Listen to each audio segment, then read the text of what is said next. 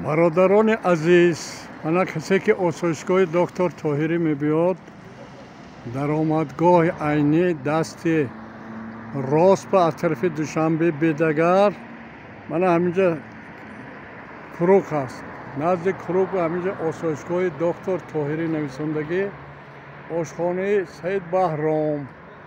من اینجا آش سمرقند. من گرد اطراف اینجا تاکسی که دوشنبه میرن. من همینجا میدورید طرف ماچای کوهنوکی 10 کیلومتر میرید. دیه پودخین 2 کیلومتر دیگه از راه کلان درون دره میدورید. بهشت روی زمین، یعنی که آسایشگاه جای آسایشگاه دم گرفتن و سلامتی برقرار کردن شما هست. مرحمت تاجیکستان به پیش با آسایشگاه دکتر طاهری. کسی که میخواد تا 100 سال بیمار نشد، عمر دراز بیند، 10 روزه کورس استراحتی طبابتی مرحمت از 15 اپریل ما با کار شروع میکنیم.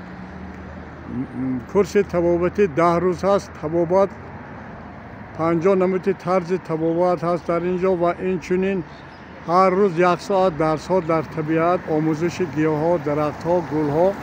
هر یک آدمی که اینجا میبیاد 50% سلامتی خودش آموختن نزد کردن یاد میگیرد و این چنین طب خلقی نزد از خود میکند. سلامت باشید.